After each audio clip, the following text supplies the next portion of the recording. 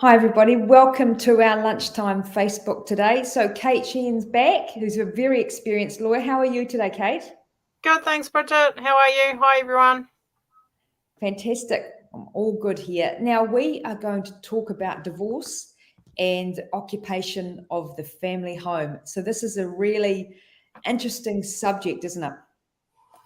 Yeah, it's a really interesting subject. A lot of people don't understand really how it all works and what the process is and what you can do to get occupation of the family home and or the rental property that you're living in to the exclusion of the other partner. So it's a really important topic because a lot of people don't understand the process and what you've got to do. So occupation order, what actually is an occupation order? Well, an occupation order is an order from the court, the judge effectively granting one person occupation of the family home or the rental property to the exclusion of the other party. So you get sole occupation and the other party's not allowed to occupy effectively. So that's really what an occupation order is. And that's the caregiver usually in the first instance? Sorry, what was that, Bridgette? Is that the caregiver of the main caregiver of the children that looks to stay in the family home? Well, primarily that's generally what happens. It's either the mother or the father that's looking after the children because a judge will look at everyone's interests as well when making these orders. They won't just consider the party that's applying, they'll consider what the effects are on the other person and also the children. So if it's in the children's interests or the children's best interest, then a judge will look at what they think is in the children's best interest as to who's primarily looking after the children, as to who should primarily occupy the property. So that is a factor that will be taken into consideration. Now, there's one thing. Some people think that an occupation order goes hand in hand with a protection order, but that's not always the case because there's two obviously relevant acts that need to apply to that. That's correct. So you can apply for, when you're applying for domestic violence protection orders, you can also apply for an occupation and furniture order at the same time that you're applying for the protection order to the court. Or you can just file a separate interlocutory application seeking occupation and or furniture orders from the court as well as a separate application. So it can be together or it can be separate, but a lot of people don't know that.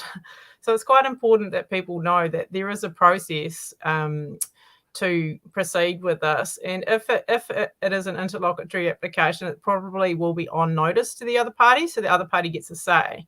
Whether some of those protection order ones are made without notice, which means the party doesn't get a say until a bit later down the track, and they have to actually remove themselves from the property based on the court order. So there's kind of without notice and then on notice applications. So what happens with the scenarios which people find themselves in with the caregiver or whoever it is in the family home? Someone else usually is renting another property. What happens in terms of the wash up at the end of the settlement financially from that perspective of the family home? Yeah, well, it's quite interesting. Just because you get an occupation order means that you technically owe the other party notional rent for occupying the family home. Like if you both own the property together, there's two people that own it, and you're excluding that person, there's a notional rent component payable to that person that's been excluded from the property, and that gets calculated, like it can actually add up over time. And then what happens is that amount of money, like just say the property's worth $800 a week in rent, that person will get $400 a week in rent attributed to them as notional rent, and that will potentially come off the balance of the settlement. So the party that's actually remaining in the house may end up possibly with less money in their settlement because of that reason. Right. But certainly your advice, legal advice, is for, the main caregiver to stay in the property, to live. That's correct. Yeah. Okay. All right. So back to the occupation orders. What sort of things does the judge consider in relation to granting one? Well, I think they look at the overall situation, also whether the other party's got somewhere to go to. I think that's also a factor. Like if the party's got some family or another rental property or something like that, I think that is a factor that the judge would take into consideration when granting an order, because they don't want people to be like homeless and on the street. They want the party to have somewhere to go to live. So that will be a factor in terms of making these particular orders. And I think generally they look at the best interests of the child. Again, I think that's the key factor in any of these orders, is what's in the best interest of the child or children concerned. So let's talk more about furniture orders. What are those? Yeah, well, furniture orders, I mean, your house doesn't come just by itself. It's usually got contents and chattels inside the house. So basically you need to get furniture orders to retain certain items of furniture in the family home so that they're not removed. So that's really what a furniture order is. And it's usually only temporary. Like, it's not a permanent order, because it'll be a temporary order until there's some relationship property division or split. So it's just temporarily to give that person the occupation of the house and the furniture, so they don't have to go out and buy new furniture, and until they can wash up the whole settlement in a relationship property separation agreement at the end. So it's only temporary orders. They usually only go for 6 to 12 months, sometimes 2 years if it's a protracted one, but they're only a temporary or interim measure. And you can apply for one on its own or with a occupational or tenancy order. You can apply for one on its own, but it would be better with an occupation order per se, because you need to have somewhere to put the furniture effectively. So you can make a without notice application for one. What are the circumstances around that will allow you to do that?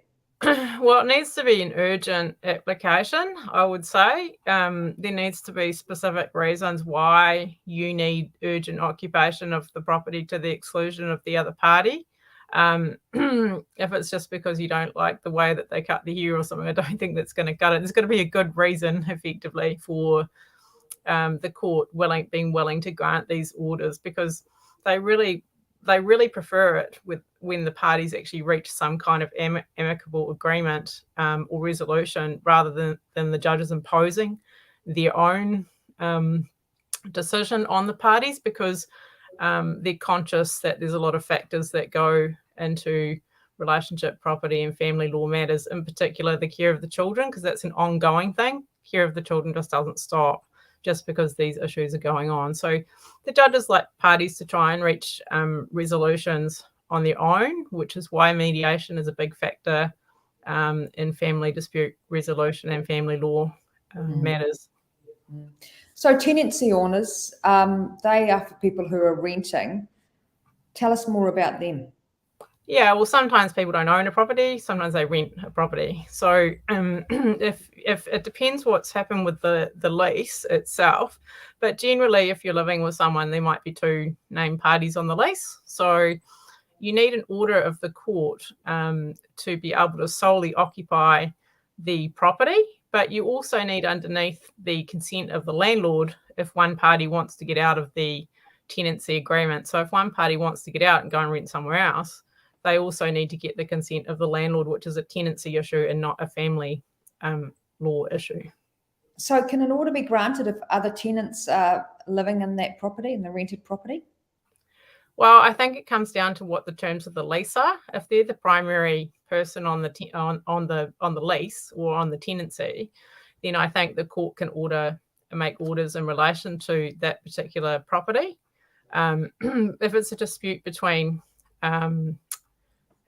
tenants, then it becomes really more of a tenancy tribunal matter. So it can be a hybrid kind of case where you've got family court matters and tenancy tribunal matters running concurrently side by side. Right. So really, once again, the judge is looking to make a decision in terms of what's in the best interest of the children. That's right. So again, it will come down to that factor, but they also look at whether the other party's got somewhere to rent, and if it's an equivalent kind of rental property and things like that. So they do look at those factors. So you can also make separate on notice applications for spousal maintenance, can't you? Yeah, so usually spousal maintenance will run in conjunction with the occupation and the furniture orders. So you kind of do them all in one application, like an interlocutory application with all of the orders that you're seeking at the same time. It's much more cost effective and easier and efficient to do it that way. So what are your couple of tips to people in terms of occupying the family home? What have you got? What have you got in terms of a couple of tips for them? Well, if it's a family home and you own it jointly, my first advice is whatever you do, do not move out of the house immediately. That's probably my number one tip, because and or call me and or a lawyer and seek advice, because you need to know what the implications are, because if you just move, there are implications down the track. So you need to know what you're doing effectively before you do it. That's probably my number one tip. The second tip is that I probably wouldn't just pack up everything and move, because it does affect what happens in terms of any particular settlements. Like, it does actually affect the overall outcome. So it's quite important when people are in this situation, unless there's domestic violence involved, that they try and remain in the property, not only because they're jointly and severally liable to the bank for the mortgage, but also because it affects any rights and entitlements down the line. Yeah, absolutely. And one thing, those occupation orders, as you and I know, can absolutely escalate the conflict. And so, in terms of the best case scenario for people is to proceed. So work it out amongst themselves. If they can't work it out amongst themselves, get an intermediary involved or mediator involved to be able to help them, rather than having to file for those sorts of orders.